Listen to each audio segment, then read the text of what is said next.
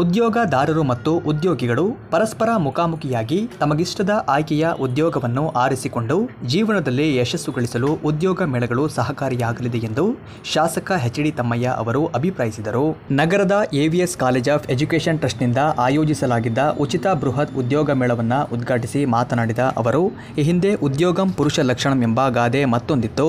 ಆದರೆ ಇಂದಿರಾ ಗಾಂಧಿಯವರು ಪ್ರಧಾನಮಂತ್ರಿಯಾಗುವ ಮೂಲಕ ಹೆಣ್ಣು ಮಕ್ಕಳು ಸಹ ಸಮಾಜದಲ್ಲಿ ಸಮಾನರು, ಸಬಲರು ಎಂದು ತೋರಿಸಿಕೊಟ್ಟಿದ್ದು, ಇಂತಹ ಉದ್ಯೋಗ ಮೇಳದಂತಹ ಅವಕಾಶಗಳನ್ನು ಪ್ರತಿಯೊಬ್ಬ ವ್ಯಕ್ತಿಯು ಸಮಾನವಾಗಿ ಉಪಯೋಗಿಸಿಕೊಳ್ಳಬೇಕು ಎಂದು ಸಲಹೆ ನೀಡಿದರು. ಪ್ರಧಾನಿಯಾಗಿ ದಾಖಲೆಯ 16 ವರ್ಷಗಳ ಕಾಲ ಈ ದೇಶವನ್ನ ಆಳಿದ್ದು ಮುಖ್ಯ ಮಹಿಳೆ ಅಂತ ಹೆಸರು ತೆಗೆದುಕೊಂಡಂತ ದಿವಂಗತ ಶ್ರೀಮತಿ ಇಂದಿರಾ ಗಾಂಧಿ ಪ್ರಧಾನಿಯಾಗಿ 16 ವರ್ಷಗಳ ಕಾಲ ಈಗಲ್ಲ ನಾನು ಹೇಳ್ತಿರೋದು, ನಾವು ಹುಟ್ಟೋದಕ್ಕಿಂತ ಮುಂಚೆನೆ ಆಳಿದ್ದಾರೆ.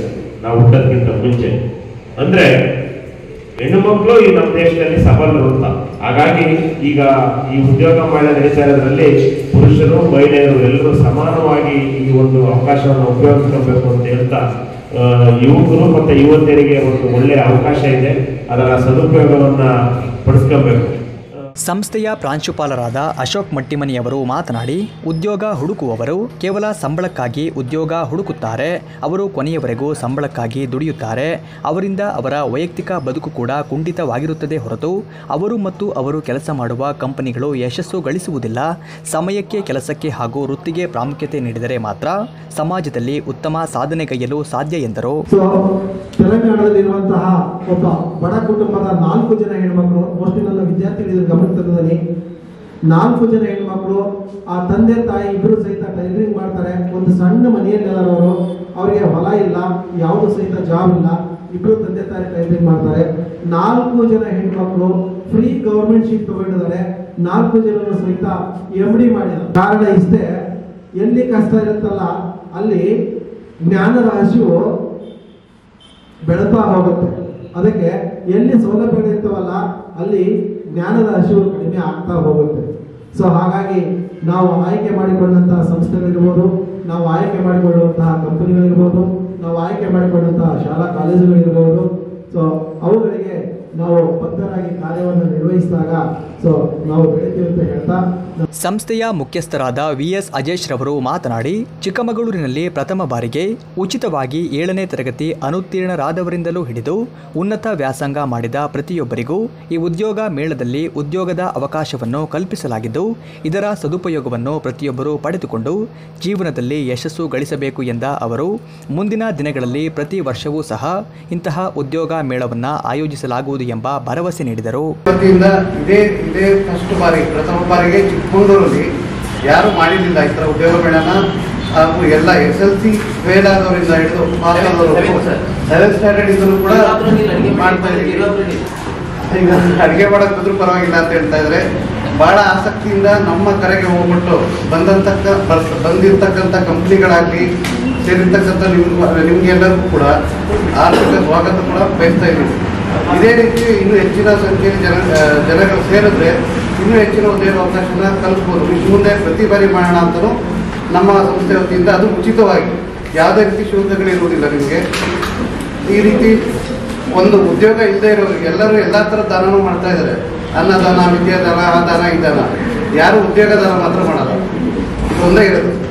ಸೊ ಹಂಗಾಗಿ ಇದೊಂದು ಉಳಿದಿತ್ತು, ಇದನ್ನ ನಾನು ಮಾಡ್ತಾ ಇದ್ದೀನಿ. ಯಾರ ಕೈಗೂ ಮಾಡೋಕ್ಕಾಗದೇ ಇರೋದನ್ನ ಅದು ಉಚಿತವಾಗಿ ಒಂದು ಗೌರ್ಮೆಂಟ್ ಮಾಡ್ತಕ್ಕಂಥ ಕೆಲಸನ ನಾವು ಪ್ರೈವೇಟ್ ಒಂದು ಇನ್ಸ್ಟಿಟ್ಯೂಷನ್ ಕಟ್ಬಿಟ್ಟು ಇಷ್ಟನ್ನು ನಾವು ಮಾಡಿಕೊಡ್ತಾ ಇದ್ದೀವಿ.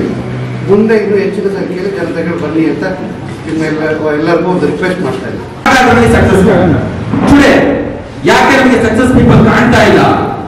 ಯಾಕೆ ಒಬ್ಬ ಅಂಬೇಡ್ಕರ್ ಬರ್ತಾ ಇಲ್ಲ? ಯಾಕೆ ಒಬ್ಬ ಸ್ವಾಮಿ ವಿವೇಕಾನಂದ ಸಿಗ್ತಾ ಇಲ್ಲ ನಮ್ಗೆ? ಯಾಕೆ ಮಹಾತ್ಮ ಗಾಂಧೀಜಿ ಬರ್ತಾ ಇಲ್ಲ? ಯೋಚನೆ ಮಾಡಿ.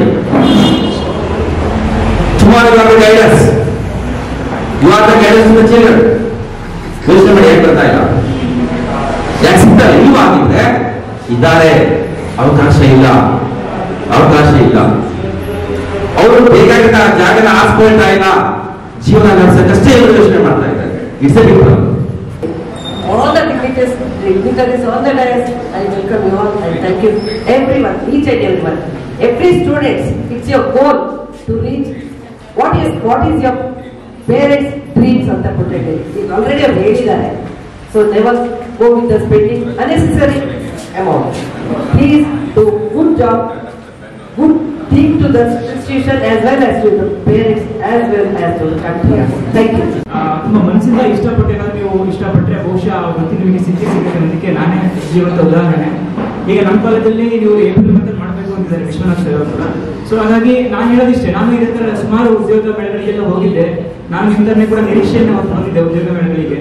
ಸೊ ನಿರೀಕ್ಷೆ ಹೊತ್ತಂತಹ ಕಣ್ಣುಗಳು ಹಾಗೆ ಉದ್ಯೋಗ ನೀಡುವಂತಹ ಕಂಪನಿಗಳು ಅವರಿಗೆ ಉದ್ಯೋಗ ಮಾಡುವಂತ ಮಕ್ಕಳು ಸಿಗಲಿ ಅಂತ ಹೇಳಕ್ ಇಷ್ಟಪಡ್ತಾ, ನೀವೆಲ್ಲರೂ ಕೂಡ ನೀವು ಅನ್ಕೊಂಡ್ರು ಉದ್ಯೋಗ ಸಿಗಲಿ ಅಂತ ಹೇಳಕ್ ಇಷ್ಟಪಡ್ತಾ. So while we joined for a job that time, so I was not taken more than 1.5 years, not even single day leave, because unless you people are not having your aspiration, the goal, once are you manager, senior manager, general manager andre every day Deepavali celebrate ಮಾಡಿ, every day Deepavali. So why you people are asking for Deepavali raje? Understand, the moment once you reach somewhere in the big position, ಅವಾಗ every ದಿನ, ಇವತ್ತು ನನಗೆ ಭಾಷಲ್ಲಿ ತಿಂಗಳಲ್ಲಿ 18 ದಿನ ರಜೆ ಇದೆ ನನಗೆ, ಪೇಡ್ ಹಾಲಿಡೇ 18 ದಿನ paid holiday. Once upon a time not even single day ರಜೆ ಇತ್ತು, ಸಾಟರ್ಡೆ ಸಂಡೇ ರಜೆ. ಇವತ್ತು ರಜೆಯಲ್ಲಿದ್ದೀನಿ. Why I came to this job fair is, ನಮ್ಮ ವಿಶ್ವನಾಥ್ ಸರ್ ತುಂಬಾ ರಿಕ್ವೆಸ್ಟ್ ಮಾಡಿದ್ರು ಬನ್ನಿ ಬನ್ನಿ ಅಂದ್ರೆ ಬಂದಿದ್ದೀನಿ. And so he said there are some good candidates sir, you just interview to them ಅಂತ ಹೇಳಿದ್ರು. So I am very happy to interact. ಕಾರ್ಯಕ್ರಮದಲ್ಲಿ ಜಿಲ್ಲಾ ಶಿಕ್ಷಕರ ಶಿಕ್ಷಕಿಯರ ನಿರಂತರ ಸಹಾಯವಾಣಿ ಸಂಘದ ಗೌರವಾಧ್ಯಕ್ಷರಾದ ಗಣಪತಿ ಭಟ್ ಅವರು ಅಧ್ಯಕ್ಷತೆ ವಹಿಸಿದ್ದರು. ಹಾಗೂ ಮುಖ್ಯ ಅತಿಥಿಗಳಾಗಿ ಎಂಎಲ್ ಮೂರ್ತಿ, ಉಪನ್ಯಾಸಕರಾದ ವಿಶಾಲ್, ವಿಶ್ವನಾಥ್ ಸೇರಿದಂತೆ ವಿವಿಧ ಪ್ರತಿಷ್ಠಿತ ಕಂಪನಿಗಳ ಮುಖ್ಯಸ್ಥರು ಉಪಸ್ಥಿತರಿದ್ದರು.